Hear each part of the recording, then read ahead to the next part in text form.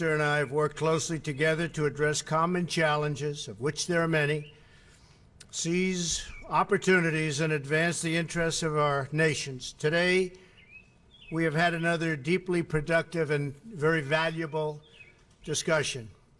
We have developed not only a strong working relationship over the last year and a half, specifically 503 days, but a great personal friendship. I was honored by the tremendous hospitality the Prime Minister showed me when the American delegation went to Japan last year. It was really something very special. And we had the Prime Minister and Mrs. Abe as our guest at Mar-a-Lago in Palm Beach. The steadfast alliance between Japan and the United States is an enduring force of peace and stability in the Pacific region and around the world.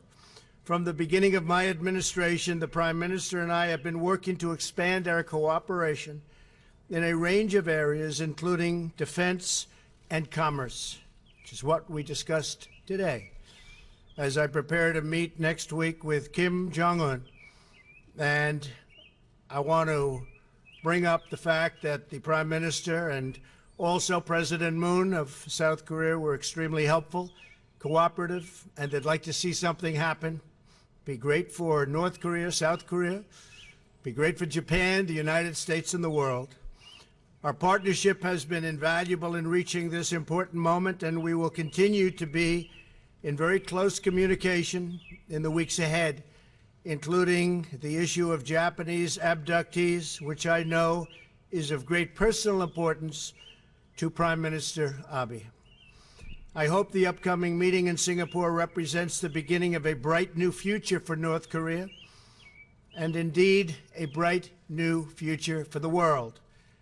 The denuclearization of the Korean Peninsula would usher in a new era of prosperity, security, and peace for all Koreans, North and South, and for people everywhere. Prime Minister Abe and I are also working to improve the trading relationship between the United States and Japan, something we have to do. The United States seeks a bilateral deal with Japan that is based on the principle of fairness and reciprocity.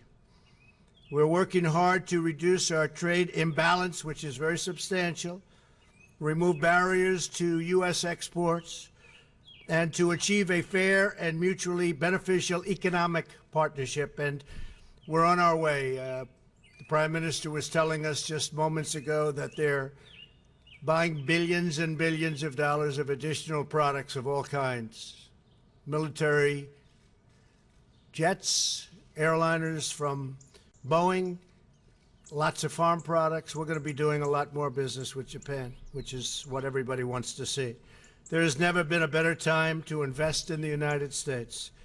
Thanks to our massive tax cuts, historic deregulation, a strong trade policy, which has just really begun, because I will tell you over the years it has been an extraordinarily weak trade policy, the opening of American energy, and a return to the rule of law, our economy is absolutely booming, best it's ever been. Unemployment is at the lowest level in nearly half a century. And for African American and Hispanic American workers, unemployment has reached its lowest level ever recorded. We welcome and encourage Japanese investors to open new plants and factories in the United States, and that will happen. The Prime Minister has told me that will happen. We want new auto plants going into Michigan and Pennsylvania and Ohio, and many of our states that have them and some that don't, and they'll be doing that. Japan has also remained a critical partner in our efforts to promote a free and open Pacific region where sovereign nations uphold the rule of law, respect the rights of their neighbors, and honor the interests of their people. These core principles allow diverse nations to thrive and prosper all together in one beautiful, peaceful atmosphere. We're all happy about it. It's what's happening now. Prime Minister Abe, it's a true privilege to work with you. You've become my great friend. I want to thank you for being here at the White House, for our meetings today, so productive. I'm also very proud to say that the bonds between our nations are stronger than ever before, and I know that together we can unlock incredible new opportunities, achieve remarkable new prosperity, and ensure the safety and security of our citizens for a very, very long time to come. And that's what we intend to do. Thank you very much. Thank you, Mr. Prime Minister.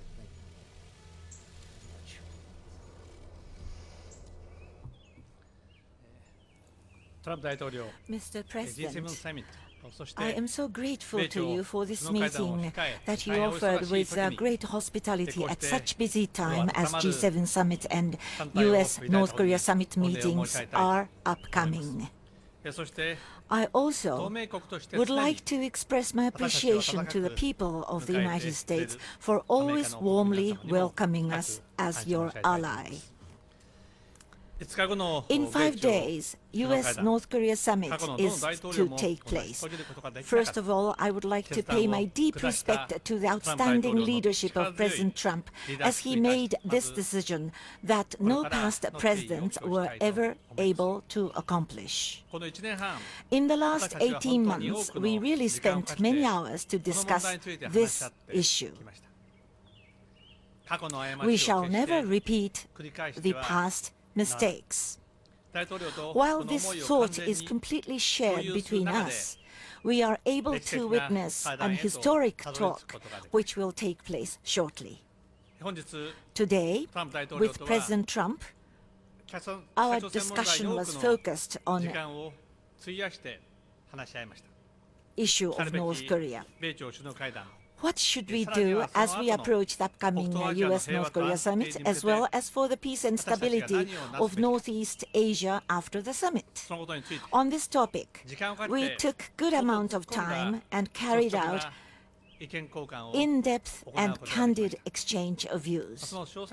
I'm not able to talk about the details of what we discussed, but one thing I can say is that Japan and the United States are always together.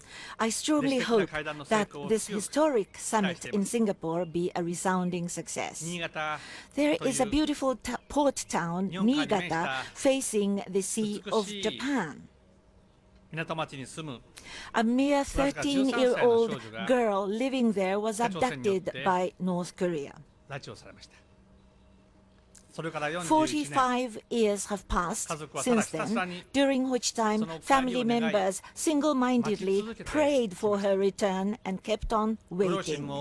The parents became old.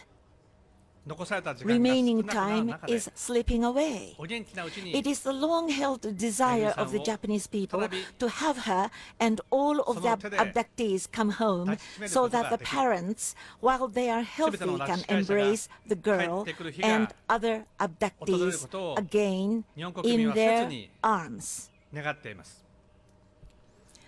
Of course, I wish to directly face North Korea and talk with them so that abduction problem be resolved quickly. To this end, I am determined to take all possible means. On behalf of the citizens of Japan, I would like to thank President Trump and the people of the United States for their understanding and support toward the resolution of the abduction issue.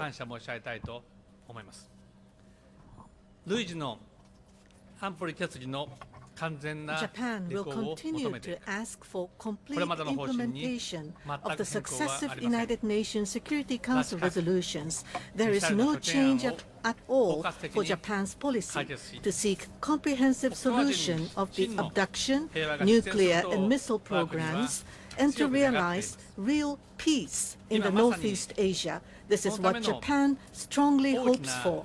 Now, a major step forward is about to be taken. Donald, President Trump, you are about to make a new history. Not only Japan, but the whole international community is strongly looking forward for the United States-North Korea summit to open doors toward peace and stability of the Northeast Asia. North Korea abounds with rich natural resources. North Korea has a diligent workforce. If North Korea is willing to take steps toward the right direction, North Korea can see a bright future ahead for itself. Japan, based on the Japan-North Korea Pyongyang Declaration, is prepared to settle the unfortunate past, to normalize our diplomatic relations, and to provide economic cooperation. Japan wishes to play the role as much as possible. Donald, I value highly your strong commitment to world peace and prosperity. In closing, I wish to add that Japan stands ready to make every effort to assist you for the success of the U.S.-North Korea summit. Thank you. Appreciate it. So we'll take a few questions, if we can start. John Roberts, go ahead. Mr. President, on the subject, and I have a question for the Prime Minister as well. On the subject of North Korea, how far are you willing to go in terms of economic, security, political guarantees with Kim? Are you willing to move down the road toward normalizing relationships, normalizing relations with North Korea, as the Prime Minister suggested he was willing to at some point? You teased us as well out in the South Lawn here last week. You said that you might sign a peace deal to end the war. Where are you with that? And what was in the letter? Well, the letter was just a greeting. It was really very nice. Perhaps I can get approval to put it out. It was really a very warm letter, a very nice letter. I appreciated it very much. And nothing other than we look forward to seeing you, and we look forward to the summit, and hopefully some wonderful things will work out. So it was really very warm, very nice. We appreciated it. I think, John, that we are going to we're going to have a great success. I don't think it will be in one meeting. I think it'll take longer than that. This has been going on for many, many decades. This is something that should have been solved by other presidents, as I've said often before, long before this point. They waited till the last second, and they shouldn't have waited. This should have been solved by many others. I'm not just saying President Obama. I'm saying other presidents. A long time ago, this could have been solved in a lot easier manner and a lot less dangerous manner, but it wasn't, so I'll solve it, and we'll get it done. As far as the Prime Minister is concerned, we will agree, and we have agreed, that we're going to be helping, if the deal is done, we're going to be helping North Korea. We're going to be working with China. We're going to be working with South Korea. President Xi of China has been terrific. The border has been certainly more closed than ever before. I'd like him to close it a little bit more, but it's been more closed than ever before. China has never worked with us this way, and you know, I give him a lot of credit because, as you know, we're in a dispute as to the imbalance of trade. It's a massive imbalance in China's favor. It's been that way for many decades, and it should have also been handled by previous presidents, but it wasn't. So we'll handle that too. But I give President Xi tremendous credit. And I give President Moon tremendous credit. He really would like to see something happen. They've been living with the threat of war from their beginning, and it doesn't make sense. And I really believe that Kim Jong-un wants to do something. I think he wants to see something incredible happen for the people of North Korea. So we have a lot of great opportunities right now. Shouldn't have waited to this point, but we have a lot of great opportunity. John, please. Again, Mr. President, would you be willing to go so far as to normalize relations with North Korea? And what about the idea of signing some sort of an agreement on the 12th to end the war? Well, it could be. We could sign an agreement. As you know, that would be a first step. It's what happens after the agreement that really is the big point. But yes, we could absolutely sign an agreement. We're looking at it. We're talking about it with them. We're talking about it with a lot of other people. But that could happen. But that's really the beginning. Sounds a little bit strange, but that's probably the easy part. The hard part remains after that. Normalizing relations is something that I would expect to do, I would hope to do when everything's complete. We would certainly hope to do that. I know that Prime Minister Abe and President Moon have told me very strongly that they are going to go, and they will help them economically tremendously. Japan has a tremendous stake, and so do they. We, on the other hand, are very far away. We're very, very far away. but Japan will be helping. I believe China will be helping economically also. I think China wants to see something very good happen, very positive happen. And certainly South Korea has already stated their intentions. They will be very helpful. So there are a lot of good factors lined up for North Korea, a lot of tremendous factors that give it tremendous potential. It has tremendous potential because the people are great. And we would certainly like to see normalization, yes. And, Prime Minister Abe, if I could address you as well. We know how important an issue the abductees is for you. President Trump said at Mar-a-Lago during your last meeting that it's a very important issue for him as well. We know about the medium-range ballistic missiles. Did you get an assurance from President Trump that he would address both of those in his first meeting with Kim?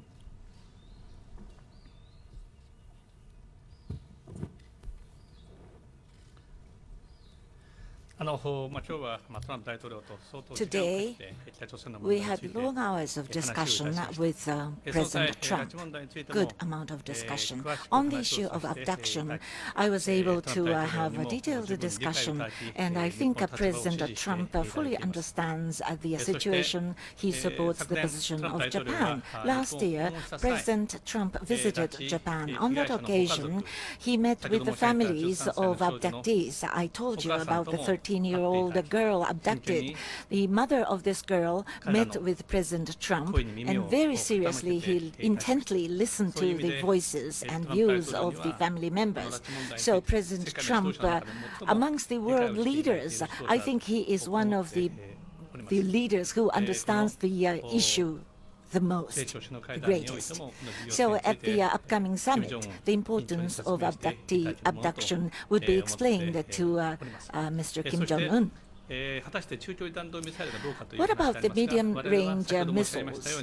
As I said earlier on in my statement, the Security Council's resolution must be implemented.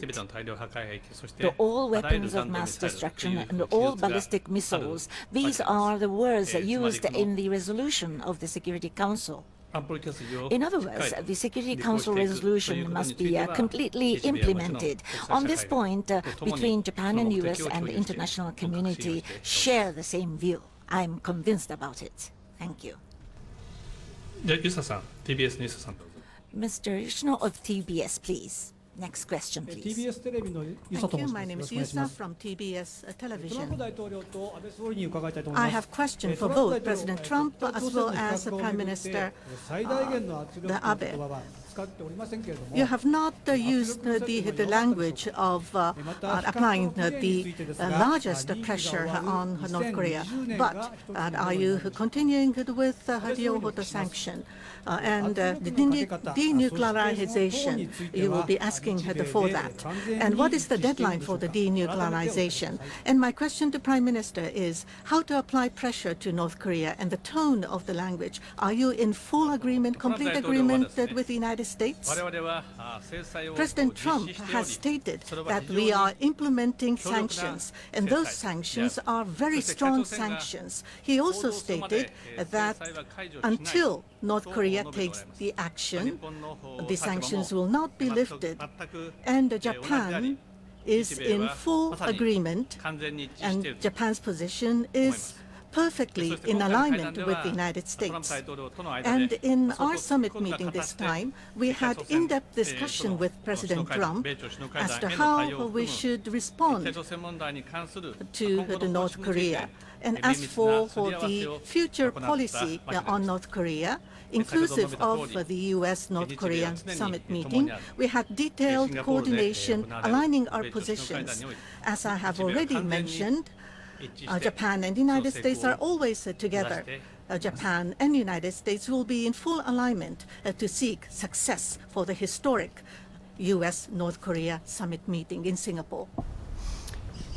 Yes, thank you very much. Maximum pressure is absolutely in effect. We don't use the term anymore because we're going into a friendly negotiation. Perhaps after that negotiation, I will be using it again. You'll know how well we do in the negotiation. If you hear me saying we're going to use maximum pressure, you'll know the negotiation did not do well, frankly. There's no reason to say it. We, in the meantime, haven't removed any sanctions. We have a list of over 300 massive, in some cases, sanctions to put on North Korea, and I've decided to hold that until we can make a deal, because I really believe there's a potential to make a deal, and I just don't think it's nice going in under those circumstances. But yes, the campaign hasn't changed. China has continued to hold the border. We, again, would like them to do more in that sense, but they've been really good, and the president has been very good. But maximum sanction is there. We are leaving all of the existing sanctions on. We have many, many sanctions to go, but I don't want to use them unless it's necessary. And I don't think it will be necessary, but we will soon know. Okay? Thank you. Sager and Jetty. Where's Sager? Daily Caller. Thank you, Mr. President. I have a question for the Prime Minister as well. Mr. President, under what you've said repeatedly that you are willing to walk away from the negotiations if they don't do well. Under what exact conditions would you be walking away from that summit? And if the summit does go well, will you be inviting North Korean leader Kim Jong-un to the United States? Well, the answer is yes to the second part of your question, but certainly if it goes well. And I think it would be well received. I think he would look at it very favorably, so I think that could happen. All I can say is I am totally prepared to walk away. I did it once before. You have to be able to walk away. If you're not going to be able to walk away, we didn't walk away from the horrible Iran deal that was signed. And if you look at what's happened since I signed that deal, Iran, and in all fairness, I say it with great respect for the people of Iran, but Iran is acting a lot differently. They're no longer looking so much to the Mediterranean. They're no longer looking so much to what's going on in Syria, what's going on in Yemen, and lots of other places. They're a much different country over the last 3 months. And again, I say that with hope that maybe something can happen. But when you mention sanctions, we're putting sanctions on Iran, the likes of which nobody has ever seen before, including, frankly, North Korea.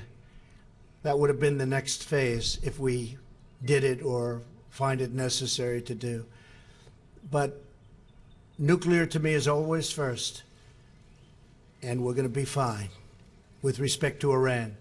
But we also, Sager, got something out of it that's very important. A lot of the people that write about this, some of whom I have great respect for, but they haven't picked it up. Iran is not the same country that it was a few months ago. They're a much, much different group of leaders. And I hope at some point they'll come to us and we'll sit down and we'll make a deal that's good for them and good for us and good for everybody. And it'll be great for Iran. I expect it to be, I want it to be great for Iran.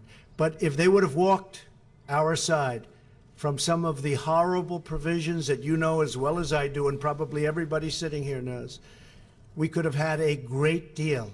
Nothing wrong with the deal, but there's something wrong with that deal. We had a great opportunity to make a phenomenal deal.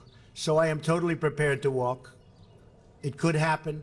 Maybe it won't be necessary. I hope it won't be necessary to walk, because I really believe that Kim Jong-un wants to do something that is going to be great for his people and also great for his family and great for himself.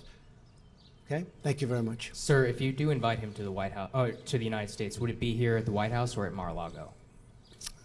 Maybe we'll start with the White House. What do you think? Mr. Prime Minister, you are the only major world leader not to have a sit-down or a planned sit-down with Kim Jong-un.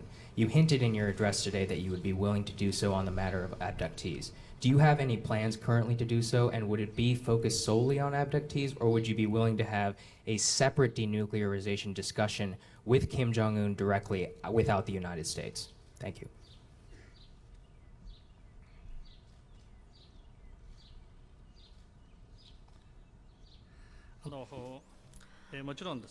Of course, on the issue of abduction, we have to resolve this problem. With Abe administration, this is of the highest priority. And if anything contributes to that resolution, if the talk leads to the solution of the problem between US and North Korea or between Japan and North Korea, the meetings we wish to have on the issue of abduction in the final analysis,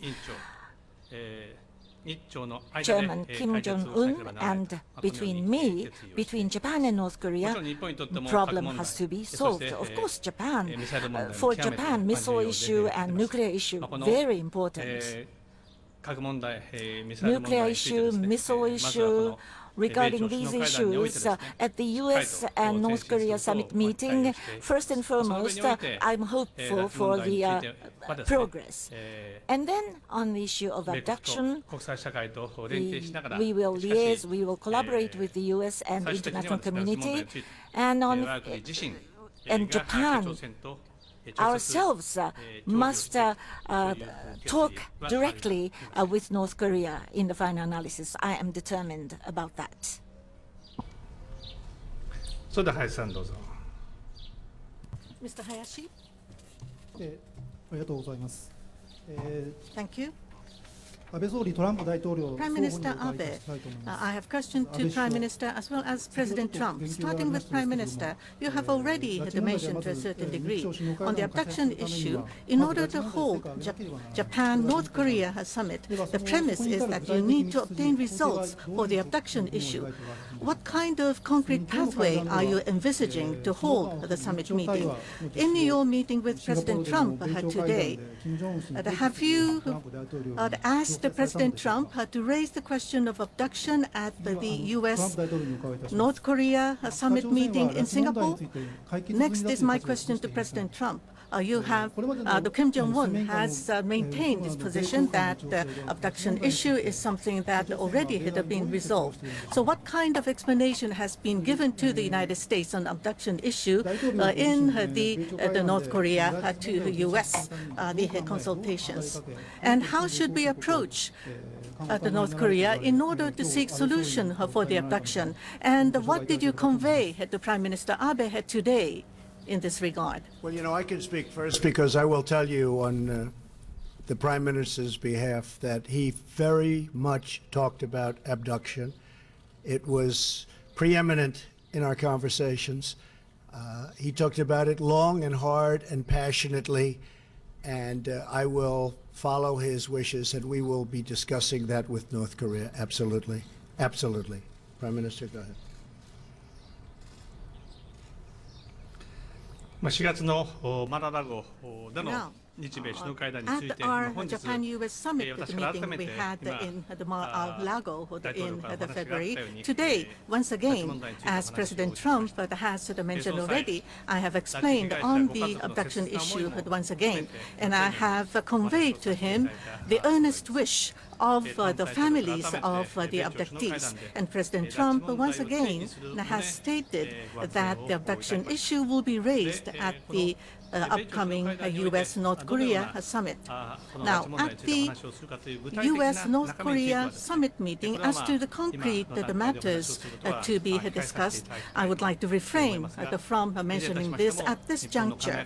But in any case, Japan's thoughts and position were explained at length, and President Trump has given his understanding, and he has promised that the issue will be brought up at the summit meeting in Singapore. And I am delighted of this.